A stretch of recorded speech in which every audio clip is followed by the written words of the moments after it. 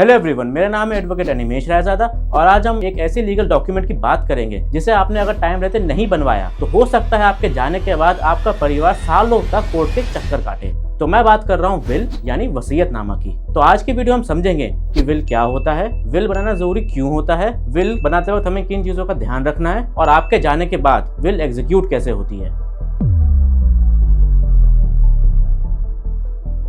अब विल यानी वसीयतनामा होता क्या है? विल एक लीगल डॉक्यूमेंट है जिसमें एक व्यक्ति ये तय करता है कि उसकी जो संपत्ति है वो किसे, कितनी और कैसे दी जाएगी। एक विल में 3 पार्टीज होती हैं, टेस्टेटर जो विल बनाता है और जिसे अपनी संपत्ति का बंटवारा करना होता है, दूसरा बेनिफिशियरी जिसको वो संपत्ति मिलती है और तीसरा होता है एग्जीक्यूटर जिसकी जिम्मेदारी होती है कि आपके जाने के बाद आपकी विल ढंग से एग्जीक्यूट हो और आपकी संपत्ति वैसी ही बांटी जाए जैसे आपने विल में तय करा है। इंडिया में विल इंडियन सक्सेशन एक्ट 1925 के अंडर गवर्न होती है। ये एक्ट हमें ये बताता है कि विल कौन बना सकता है, विल कैसे बनानी चाहिए और इसकी वैलिडिटी कितनी होती है। तो विल बनाना क्यों जरूरी है? अगर आज आप विल नहीं बनाते हैं तो आपके जाने के बाद आपकी संपत्ति का फैसला आपका परिवार नहीं कोर्ट लेगा, वो भी अपने तरीके से, और इस तरीके में सालों लग जाते हैं। तो अपनी संपत्ति को लेके जो फैसला आप आज ले सकते हैं वो फैसला लेने में कोर्ट को सालों लग जाएंगे और इसका सबसे बड़ा नुकसान ये है कि आपकी संपत्ति के बंटवारे से पहले आपके परिवार और रिश्तों का बंटवारा हो जाए। तो आपको ये बात समझनी होगी कि विल सिर्फ एक लीगल डॉक्यूमेंट नहीं है, ये एक कुंजी है जो आपके जाने के बाद आपकी संपत्ति और परिवार की सुरक्षा करता है।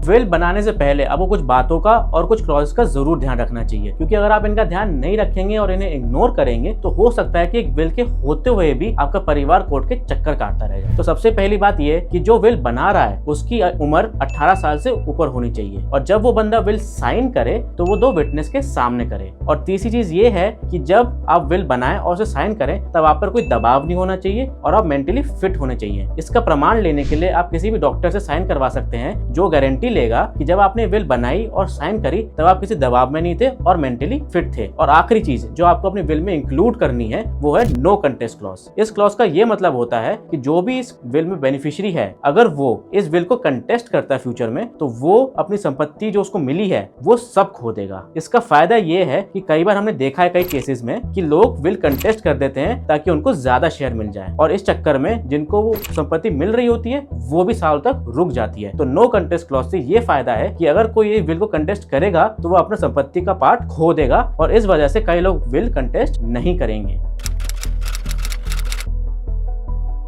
अब आपकी विल एग्जीक्यूट कैसे होगी? आपके जाने के बाद जिसको आपने अपने विल में एग्जीक्यूटर चुना है वो व्यक्ति कोर्ट में प्रोबेट पिटीशन फाइल करेंगे, जिसका बेसिक सा मतलब ये है कि वो आपकी विल को कोर्ट से सर्टिफाई करवा रहे हैं और जैसे ही कोर्ट से प्रोबेट मिल जाएगा आपकी संपत्ति का डिस्ट्रीब्यूशन भी शुरू हो जाएगा। अब ये प्रोसीजर सिंपल तभी हो सकता है जब आप अपनी विल बिल्कुल सही तरीके से बनाए। तो आप बस ये समझ लीजिए कि आपकी आज की कोई थोड़ी सी मेहनत आपके परिवार और संपत्ति को फ्यूचर की बड़ी मेहनत से आराम से बचा सकते हैं। तो लीगल विल एक कागज का टुकड़ा नहीं है बल्कि एक तोहफा है जो आप अपने चाहने वालों के लिए छोड़ के जाएंगे। तो देर मत कीजिए, आज ही अपनी एक विल जरूर बनाएं और विल से रिलेटेड आपको कोई डाउट हो तो आप कमेंट सेक्शन में छोड़ सकते हैं और मैं आपको वहां के रिप्लाई जरूर करूंगा। तो आज के लिए सिर्फ इतना ही, अपना ध्यान रखें। Thank you.